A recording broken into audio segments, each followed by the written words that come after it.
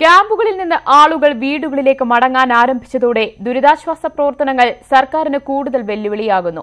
വീടുകളിൽ വെള്ളം കയറിയവർക്ക് പ്രഖ്യാപിച്ച അടിയന്തര ധനസഹായ വിതരണം ഇനിയും ആരംഭിച്ചിട്ടില്ല. ഓണാവധിക്ക് ശേഷം സ്കൂളുകൾ തുറക്കുന്നതോടെ ക്യാമ്പുകൾ പുതിയിടങ്ങളിലേക്ക് മാറ്റുന്നതും പ്രതിസന്ധിയാണ്.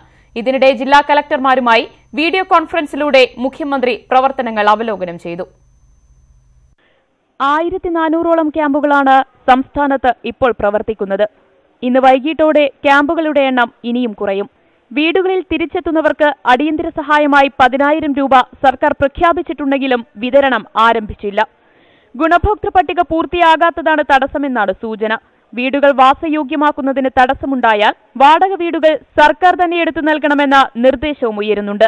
പുനർനിർമ്മാണം നടത്തി അവർക്ക് താമസയോഗ്യമായി അങ്ങോട്ട് മാറാൻ ഷിഫ്റ്റ് ചെയ്യാൻ കഴിയുന്നതുവരെ ഏറെക്കുറെ ഒരു കൊല്ലക്കാലത്തേക്കെങ്കിലും വീടുകൾ വാടകയ്ക്ക് എടുത്തു കൊടുത്ത് അവരെ താമസിപ്പിക്കുന്നതിന് വേണ്ടിയുള്ള നടപടി ഉണ്ടാകണം. ഓണാവധിക്ക് ശേഷം 30-ന് സ്കൂളുകൾ തുറക്കും. സ്കൂളുകളിൽ പ്രവർത്തിക്കുന്ന ക്യാമ്പുകൾ പുതിയ സ്ഥലങ്ങളിലേക്ക് മാറ്റേണ്ടി വരും.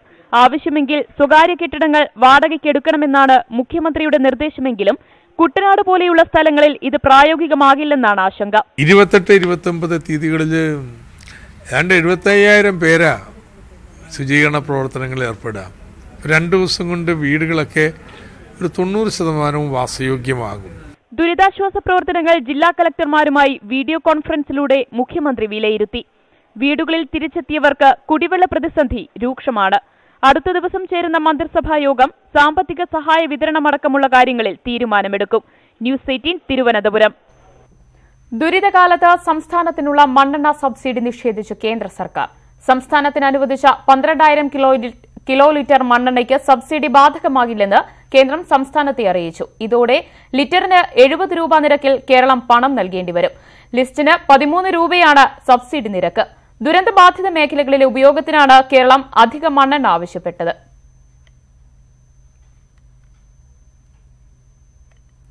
ദുരിതാശ്വാസ ക്യാമ്പിനെ നിയന്ത്രണം പിടിക്കാനുള്ള മത്സരമാണ് CPM നടത്തുന്നതെന്ന് പ്രതിപക്ഷ നേതാവ് രമേശ് ചെന്നിത്തല. വിദേശത്ത് നിന്ന് സംഘടനകൾ അയക്കുന്ന വസ്തുക്കൾ വിമാനത്താവളങ്ങളിൽ കെട്ടിക്കിടക്കുകയാണ്. പുനർനിർമ്മാണത്തിൽ സജീവമായി പങ്കെടുക്കാൻ തിരുവനന്തപുരത്ത് ചേർന്ന UDF യോഗം തീരുമാനിച്ചതായും പ്രതിപക്ഷ നേതാവ് പറഞ്ഞു. സന്നദ്ധ സംഘടനകളുടെ കൂടി സഹായത്തോടെ ദുരിതബാധിതമായ എല്ലാ വീടുകളിലും നിലവിലുള്ള സ്ഥിതി ഒരു മൊബൈൽ ആപ്പ് വഴി ശേഖരിക്കും തുടങ്ങിയിട്ടുള്ള കാര്യങ്ങളാണ്. ഞങ്ങൾക്കതിൽ ആശങ്കയുണ്ട്. ഇത് സുതാര്യമായി നടപ്പാക്കണം. സർക്കാർ മെഷീനറി ഉപയോഗിച്ചുകൊണ്ട് നടപ്പാക്കേണ്ട ഒരു കാര്യമാണിത്. സന്നദ്ധ സംഘടനകളെ നിർമ്മാണ പ്രവർത്തനങ്ങൾക്ക് ഉപയോഗിക്കാനുള്ളതല്ലാതെ നാശനഷ്ടങ്ങളുടെ സ്ഥിതിവിവര കണക്കെടുക്കാൻ പോയാൽ അത് രാഷ്ട്രീയമായ ഈ ക്യാമ്പ് പിടിച്ചെടുക്കുന്നത് പോലെയുള്ള സാഹചര്യം ഉണ്ടാകുമോ എന്നുള്ള ആശങ്ക ജനങ്ങൾക്ക് വളരെ വ്യാപകമാണ്. കേരളത്തിനുള്ള 700 കോടി രൂപ ധനസഹായം ഇന്ത്യ നിരസിച്ചതിനു പിന്നാലെ UAE വൈസ് പ്രസിഡന്റും പ്രധാനമന്ത്രിയുമായ ഷെയ്ഖ് മുഹമ്മദ് ബിൻ റാഷിദ് അൽ മക്തൂമിന്റെ ട്വീറ്റുകൾ ചർച്ചയാകുന്നു. ജനങ്ങളുടെ നേട്ടത്തിനു വേണ്ടി വഴി തേടുന്നതും ജനജീവിതം ദുസ്സഹമാക്കാൻ ചട്ടങ്ങൾ ചുമക്കുന്നതുമായ 2 തരം അധികാരികൾ ലോകത്തുണ്ടെന്ന് ട്വിറ്ററിലൂടെ മക്തൂം പറഞ്ഞത് ഇന്ത്യയുമായി ബന്ധപ്പെടുത്തിയാണ് ചർച്ചകൾ. അതേസമയം UAE ഇന്ത്യൻ സ്ഥാനപതി അഹമ്മദ് അൽ ബന്ന ഈ ആഴ്ച സംസ്ഥാനം സന്ദർശിച്ചേക്കും. അധികാരികൾ 2 തരത്തിലുണ്ട്. ആദ്യത്തേത് നന്മയിലേക്ക് പൂട്ടു തുറക്കുന്നവർ. എന്റെ ജീവിത പാഠങ്ങൾ ഹാഷ്ടാഗിൽ UAE വൈസ് പ്രസിഡന്റും പ്രധാനമന്ത്രിയുമായ ഷെയ്ഖ് മുഹമ്മദ് ബിൻ റാഷിദ് അൽ മക്തൂമിന്റെ ട്വീറ്റ് ആരംഭിക്കുന്നത് ഇങ്ങനെയാണ്: ജനസേവനത്തിലും ജനജീവിതമൊരുക്കുന്നതിലും ഇവർ ആനന്ദം കണ്ടെത്തുന്നു. മറ്റുള്ളവരുടെ ജീവിതം കൂടുതൽ മെച്ചപ്പെടുത്തുന്നതിൽ യഥാർത്ഥ നേട്ടം കാണുന്നവരും വാതിലുകൾ തുറന്നുകൊടുത്ത് പരിഹാരങ്ങൾ കണ്ടെത്തുന്നവരുമാണ്. എല്ലായ്പ്പോഴും ജനങ്ങളുടെ നേട്ടത്തിനു വേണ്ടി വഴി കണ്ടെത്തുന്നവർ. രണ്ടാമത്തെ വിഭാഗം നന്മകൾക്ക് ഉടക്കുവയ്ക്കുന്നവരാണ്. എളുപ്പമായതിനെ സങ്കീർണമാക്കുകയും അധികമുള്ളതിനെ വെട്ടിക്കുറയ്ക്കുകയും ചെയ്യുന്നവർ. ആവശ്യങ്ങൾ തേടിയെത്തുന്നവരെ വാതിലുകൾക്കും ഓഫീസുകൾക്കും മുന്നിൽ കാത്തുകെട്ടി നിർത്തുന്നതിൽ ആനന്ദം കണ്ടെത്തുന്നവരാണിവർ. ആദ്യത്തെ കൂട്ടർ അധികമായി ഉണ്ടായില്ലെങ്കിൽ ഒരു രാഷ്ട്രത്തിനും ഭരണകൂടത്തിനും ജയിക്കാനാകില്ലെന്നും UAE പ്രധാനമന്ത്രി കുറിച്ചു. UAE സഹായം സംബന്ധിച്ച വിവാദങ്ങളുമായി ബന്ധപ്പെടുത്തിയാണ് ട്വീറ്റിനെ പറ്റിയുള്ള സമൂഹമാധ്യമങ്ങളിലെ ചർച്ചകൾ. അതേസമയം UAE സ്ഥാനപതി അഹമ്മദ് അൽ ബന്ന ഈ ആഴ്ച കേരളം സന്ദർശിക്കും. ദുരിതാശ്വാസ പ്രവർത്തന രംഗത്ത് പ്രവർത്തിക്കുന്ന NGO സന്നദ്ധ സംഘടനാ നേതാക്കളുമായി കൂടിക്കാഴ്ച നടത്തുന്ന അദ്ദേഹം ദുരിതബാധിതരെയും കാണും. News desk news 18. ന്യൂസ് 18 ഹൃദയം തുറക്കാം വീട് തുറക്കാം ക്യാമ്പയിനൊപ്പം കൈകോർത്ത് സർക്കാർ. വീട് നഷ്ടപ്പെട്ടവർക്ക് സംരക്ഷണമൊരുക്കാൻ സന്നദ്ധത അറിയിച്ചവരുടെ list revenue secretary PH Kurian ജില്ലാ കലക്ടർമാർക്ക് കൈമാറി. അർഹരായവരെ കണ്ടെത്തി തുടർ നടപടികൾ സ്വീകരിക്കാൻ കളക്ടർമാർക്ക് നിർദ്ദേശം നൽകി.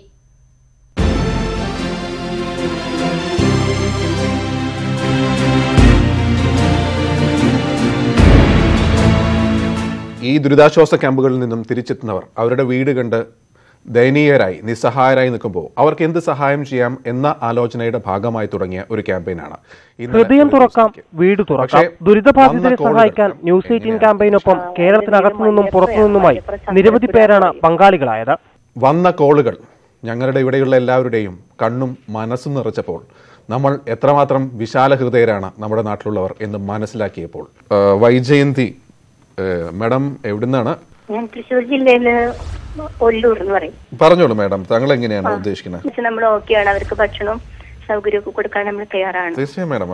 3 ദിവസം നീണ്ടുനിന്ന ഷോയിലേക്ക് വിളിച്ച് 500-ലധികം പേരാണ് ദുരിതബാധിതർക്കായി സ്വന്തം വീട് തുറന്നു കൊടുക്കാൻ സന്നദ്ധത അറിയിച്ചത്. രാംദാസ് സാർ എവിടുന്നാണ്, എങ്ങനെയാണ് ഉദ്ദേശിക്കുന്നത്? പഴയ വീട്, ഞാൻ പുതിയ വീട്ടിലാണ് താമസിക്കുന്നത്. പഴയ വീട് ഒഴിഞ്ഞു കിടക്കുന്നത്. അവിടെയും വേണമെങ്കിൽ നമുക്ക് പിന്നെ 1-2 ഫാമിലികളെ പുനരധിവസിപ്പിക്കാൻ കഴിയുന്നുണ്ടായിരിക്കും. വാസയോഗ്യമായ വീടില്ലാത്തവരെ ദീർഘകാലം താമസിപ്പിക്കാനും പലരും തയ്യാറായി. ആവശ്യം കണക്കിലെടുത്ത് തിരഞ്ഞെടുത്ത 255 പേരുടെ പട്ടിക ന്യൂസ് 18 തയ്യാറാക്കി. ഇവരുടെ വിശദാംശങ്ങൾ ഉൾപ്പെടുത്തിയ പട്ടികയാണ് റവന്യൂ സെക്രട്ടറിക്ക് കൈമാറിയത്. പട്ടിക പരിശോധിച്ച റവന്യൂ സെക്രട്ടറി തുടർ നടപടികൾക്കായി ജില്ലാ കളക്ടർമാർക്ക് നിർദ്ദേശം നൽകി. സഹായത്തിന് അർഹരായവരെ കണ്ടെത്തി തുടർ നടപടികൾ സ്വീകരിക്കാനും 14 ജില്ലാ കളക്ടർമാർക്കും റവന്യൂ സെക്രട്ടറി നിർദ്ദേശം നൽകിയിട്ടുണ്ട്. വിദ്യാഭ്യാസ സ്ഥാപനങ്ങളിലെ ദുരിതാശ്വാസ ക്യാമ്പുകൾ അവസാനിപ്പിക്കാൻ സർക്കാർ തയ്യാറെടുക്കുന്ന ഘട്ടത്തിലാണ് ന്യൂസ് 18 ഇടപെടൽ. News desk, news 18. മക്കൾ ഉപേക്ഷിച്ച സഹോദരിയെയും മാറോട് ചേർത്ത് മലയാളിക്ക് മുൻപിൽ അതിജീവനത്തിന്റെ മാതൃകയാവുകയാണ് കൊടുങ്ങല്ലൂരിൽ ഒരു വൃദ്ധ. ആയുഷ്കാലത്തെ സമ്പാദ്യമെല്ലാം പ്രളയം കൊണ്ടുപോയെങ്കിലും ജീവിതം തിരിച്ചുപിടിക്കുമെന്ന ആത്മവിശ്വാസത്തിലാണ് പങ്കജാക്ഷി. തോൽക്കില്ല, ഒരു സമയത്ത് എനിക്ക് വാശിയെ കഴിഞ്ഞു മനസ്സിലായ. കാരണം ചെട്ടിക്കപ്പലിൻ്റെ ദൈവം നമുക്ക് കാര്യങ്ങളും ഉണ്ടാകും. അപ്പം നമ്മൾ തോറ്റാൽ എന്തെല്ലാം നാശനഷ്ടങ്ങൾ നമ്മൾക്ക് വരും. നമ്മുടെ മനസ്സ് തകർന്ന മഹാപ്രളയത്തിനും തകർക്കാനായില്ല ഈ മനസ്സിനെ. ഇടനെഞ്ചു പുകയുമ്പോഴും തോൽക്കാൻ മനസ്സിലെന്ന് 73-കാരി പങ്കജാക്ഷി. പ്രളയം വീടിന് മുകളിലെത്തി സർവ്വതും കവർന്നെടുത്തു. ഓണം ആഘോഷിക്കാൻ സുരുക്കൂട്ടിയ അരിയും വസ്ത്രങ്ങളും ഒലിച്ചുപോയെങ്കിലും ജീവൻ തിരിച്ചു കിട്ടിയ ആശ്വാസത്തിലാണ് ഇവർ. ഉപജീവനത്തിന് കൂലിപ്പണി മാത്രമാണ് ആശ്രയം. തളർന്നു കിടക്കുന്ന സഹോദരിയെ ചേർത്തുപിടിച്ച് ദുരിതക്കയത്തിൽ ആഞ്ഞു തുഴയുമ്പോഴും പ്രായം തളർത്താത്ത ആത്മവിശ്വാസം ആ വാക്കുകളിലുണ്ട്. ഞാൻ മരിക്കുകയാണെങ്കിൽ ഇത്രയും നശീകരണങ്ങൾ ഉണ്ടായിട്ടും ഞാൻ മരിച്ചില്ല, മരിക്കാനും പാടില്ല. അതൊരെണ്ണം ജീവനോടെ ഇരിക്കണം. സ്വത്തും സമ്പാദ്യവുമെല്ലാം എടുത്തതിനു ശേഷം മക്കൾ ഉപേക്ഷിച്ചപ്പോഴാണ് പങ്കജാക്ഷി സഹോദരിയായ സുഭദ്രയെ കൂടെ കൂട്ടിയത്. 5 മക്കളുള്ള പങ്കജാക്ഷിയും ഒറ്റയ്ക്കായിരുന്നു. പിന്നീട് ഇരുവരും ചേർന്നായി യാത്ര. 73-ാം വയസ്സിൽ തിഞ്ഞു അധ്വാനിച്ച് 78 വയസ്സുള്ള തള്ളനെ ഞാൻ നോക്കി സംരക്ഷിച്ചിരിക്കും. ജനങ്ങൾക്കൊരു പാഠമാവണം. തളർന്നിരിക്കുന്ന മലയാളിക്ക് മുമ്പിൽ അതിജീവനത്തിന്റെ മാതൃകയാവുകയാണ് ഈ സ്ത്രീ ജന്മം. ക്യാമറമാൻ ഇമാനുവൽ തോമസിനോടൊപ്പം സുബി വിശ്വനാഥൻ, ന്യൂസ് 18, തൃശൂർ. ആലുവയിലെ ഗ്രാമീണ മേഖലകളിൽ പ്രളയം കനത്ത നാശമാണുണ്ടാക്കിയത്. നിർധനരായ കുടുംബങ്ങളാണ് ഇവിടെ ഏറിയ പങ്കും. വെള്ളം വീടിന് മുകളിലായിരുന്നു പലയിടത്തും. മുങ്ങിപ്പോയി, എന്റെ മോളിലേക്ക് വഞ്ചി കൊണ്ടുപോയി. എനിക്ക് കിടക്കാൻ നിർത്തില്ല. ഞാൻ എന്ത് ചെയ്യും? എനിക്ക് കിടക്കാൻ നിർത്തില്ല. ഇവിടെ മൊത്തം മുങ്ങി, ഞാൻ ചത്തില്ല മാത്രമേ ഉള്ളൂ. കൃഷ്ണൻകുട്ടി ചേട്ടനാണ്. വെള്ളമൊഴിഞ്ഞ വീട്ടിലേക്ക് വന്നതു മുതൽ ഇതുപോലെയാണ്. എങ്ങനെയാകാതിരിക്കും? ഒന്നുമില്ല വഴിയോരത്തെ ഈ കൊച്ചു വീട്ടിൽ. ഒരു കിടക്ക കിട്ടുമോ എന്നാണ് ഇപ്പോഴത്തെ ചോദ്യം. ചെങ്കമനാട് തേരാട്ടിക്കുന്ന പ്രളയജലത്തിൽ ഒന്നാകെ മൂടിയിരുന്നു. വൈദ്യുതി പോസ്റ്റുകൾക്കൊപ്പം വെള്ളം ഉയർന്നു പാഞ്ഞു. വീടിന് മുകളിലൂടെയായിരുന്നു കൃഷ്ണൻ ചേട്ടനും കുടുംബവും വള്ളം തുഴഞ്ഞത്. എനിക്ക് ഒരു കഷ്ടപ്പാടായി, ഒന്നുമില്ല. എനിക്ക് ഒക്കെ പോയി. ഒരു തലയണായിരുന്നു, ഒരു കിടക്കണായിരുന്നു, ഒക്കെ പോയി. അവിടെ കിടപ്പുണ്ട്, നിങ്ങൾ നോക്കിയോ. ഇത്ര ഉള്ളു എനിക്ക്. തികച്ചും നിർധന കുടുംബങ്ങളാണ് ഇവിടെ അധികവും. കൃഷിപ്പണിയും കൂലിവേലയുമായി ജീവിതം കഴിഞ്ഞു പോകുന്നവർ. അതിനി ഒന്നിൽ നിന്ന് തുടങ്ങണം. സംസ്ഥാനത്തെ പല പ്രദേശങ്ങൾക്കെന്ന പോലെ ഇവിടെയും വലിയ ഇടപെടലുകൾ ആവശ്യമാണ്. കൃഷ്ണൻചേട്ടനെ പോലുള്ളവർ ഇനിയും ഇങ്ങനെ കരഞ്ഞുകൂടാ. ക്യാമറമാൻ ഷിജോം ജെയിംസിനൊപ്പം ഡാനി പോൾ, ന്യൂസ് 18, കൊച്ചി. 4 മാസമായി ശമ്പളമില്ലാതെ ദുരിതത്തിൽ കഴിയുകയാണ് വയനാട് പെരുന്തട്ടയിലെ തേയിലത്തോട്ടം തൊഴിലാളികൾ. നാടിനെ പ്രളയം കവർന്നതോടെ കൊടും പട്ടിണിയിലാണ് ഇവിടത്തെ തൊഴിലാളികളുടെ ജീവിതം. പ്രളയക്കെടുതിയെ തുടർന്ന് പുറം ലോകവുമായി ബന്ധമറ്റ തൊഴിലാളികൾക്ക് പുറത്തു ജോലിക്ക് പോകാൻ പോലും കഴിയാത്ത അവസ്ഥയിലാണ്. ലയങ്ങൾ ഏത് നിമിഷവും തകർന്നു വീഴാവുന്ന സ്ഥിതിയിലും. ഇതൊരു കാലിത്തൊഴുത്തല്ല, വയനാട്ടിലെ തോട്ടം തൊഴിലാളികൾ താമസിക്കുന്ന ലയമാണ്. ഏതു നിമിഷവും തകർന്നു വീഴുമെന്ന ഭീതിയിൽ ഇതിനകത്ത് നിരവധി കുടുംബങ്ങൾ അന്തിയുറങ്ങുന്നുണ്ട്. നഷ്ടക്കഥ പറഞ്ഞ് പെരുന്തട്ട എസ്റ്റേറ്റ് മാനേജ്മെന്റ് 4 മാസമായി തൊഴിലാളികൾക്ക് ശമ്പളം നൽകുന്നില്ല. പ്രളയക്കെടുതി കൂടിയായതോടെ പുറത്തും ജോലിക്ക് പോകാൻ പറ്റാതായി. ഇതോടെ പല കുടുംബങ്ങളും പട്ടിണിയിലാണ്. എസ്റ്റേറ്റിൽ പണിക്ക് പോകുന്നുണ്ട്, ശമ്പളമൊന്നും കിട്ടുന്നില്ല. കിട്ടുന്നത് എങ്ങനെയാണ് അഡ്ജസ്റ്റ് ആയിട്ട് പോവുക. ശരിക്കും പറഞ്ഞാൽ എന്തിനത് ഒരു വീട് വാങ്ങാൻ കൂടെ പൈസ ഇല്ലാത്ത ഞങ്ങൾ എതിക്കുന്നത്. ഏതോ സന്നദ്ധ സംഘടന നൽകിയ ആവശ്യ സാധനങ്ങളുടെ കിറ്റുകൊണ്ടാണ് പ്രളയകാലത്തെ അതിജീവിച്ചത്. ഇനി അങ്ങോട്ട് എന്തു ചെയ്യുമെന്നറിയില്ല. കുട്ടികളെ പഠിപ്പിക്കണേ എന്തോരം പാടാ. കുട്ടികൾക്ക് സ്കൂൾ ഫീസ് കൊടുക്കണ്ടേ, ഭയങ്കര ബുദ്ധിമുട്ടാണ്. ബുദ്ധിമുട്ടിൽ തന്നെയാണ് ജീവിതം പോണത്. കനത്ത മഴയിൽ ചോർന്നൊലിച്ച ലയങ്ങളിൽ ദുരിതപൂർണമായ ഇവരുടെ ജീവിതം കാണാൻ അധികൃതരാരും ഈ വഴിക്ക് വന്നതേയില്ല. ഇവിടെ കുറച്ച് മനുഷ്യർ കഴിയുന്നുണ്ട്. ഇതിലും വലിയൊരു മനുഷ്യാവകാശ ലംഘനം ചൂണ്ടിക്കാണിക്കാൻ ഞങ്ങൾക്ക് കഴിയില്ല. വയനാട്ടിൽ നിന്ന് ക്യാമറാമാൻ ഷാഫിക്കൊപ്പം എസ് വിനേഷ് കുമാർ, ന്യൂസ് 18. താമരശ്ശേരി ചുരത്തിലെ അനധികൃത കെട്ടിടം പൊളിക്കാൻ തീരുമാനമായി. 4 നില കെട്ടിടം ചുരത്തിന് ഭീഷണിയായതോടെയാണ് പൊളിക്കാൻ തീരുമാനിച്ചത്. ന്യൂസ് 18 വാർത്തയെ തുടർന്നാണ് നടപടി.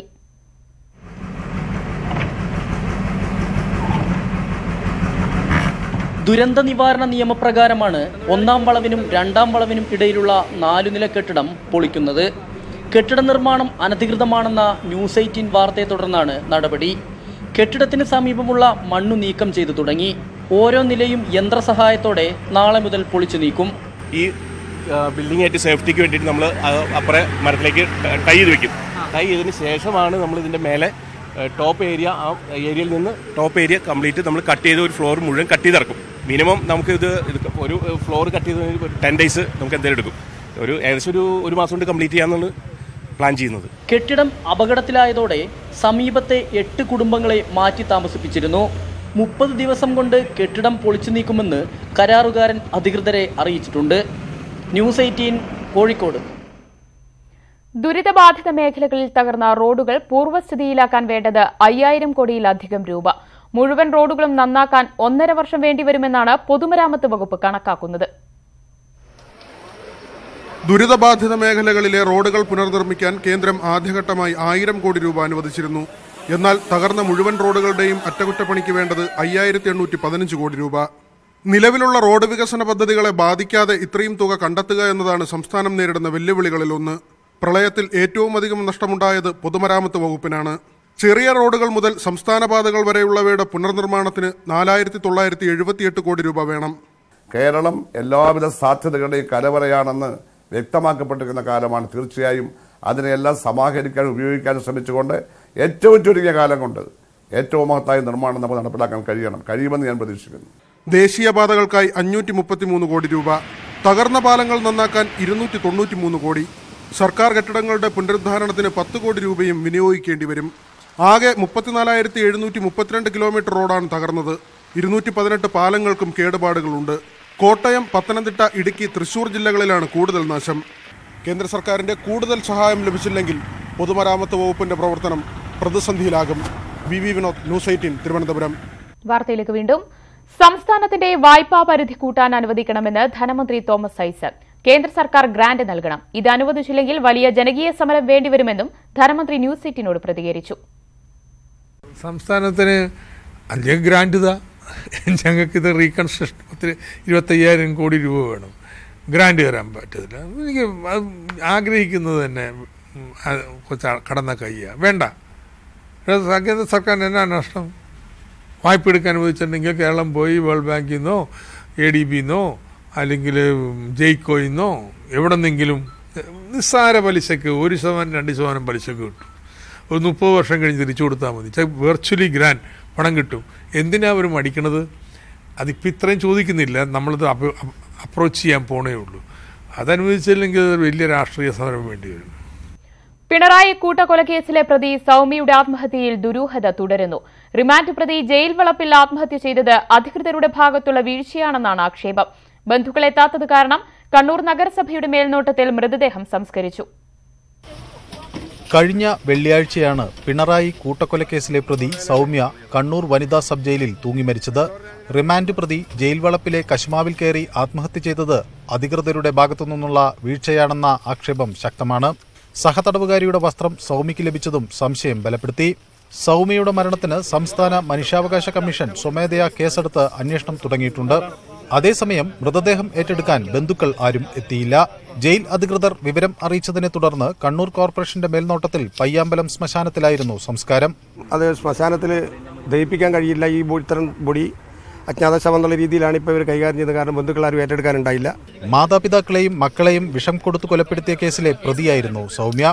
കേസിലെ ഏക പ്രതിയുടെ മരണത്തോടുകൂടി പിണറായി കൂട്ടക്കൊലക്കേസിന്റെ കോടതിയിലെ നടപടിക്രമങ്ങൾ അവസാനിക്കും. എന്നാൽ ദുരൂഹതകളും വിവാദങ്ങളും അവസാനിക്കുന്നില്ല. ക്യാമറമാൻ സുമേഷ് മോറാഴയ്ക്കൊപ്പം മനു ഭരത്, ന്യൂസ് 18 കണ്ണൂർ.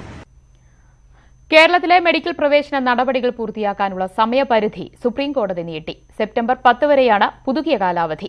പ്രളയക്കെടുതി കാരണം നിരവധി വിദ്യാർത്ഥികൾ ദുരിതാശ്വാസ ക്യാമ്പുകളിലായതിനാൽ സമയപരിധി നീട്ടണമെന്ന് സംസ്ഥാന സർക്കാർ ആവശ്യപ്പെട്ടിരുന്നു.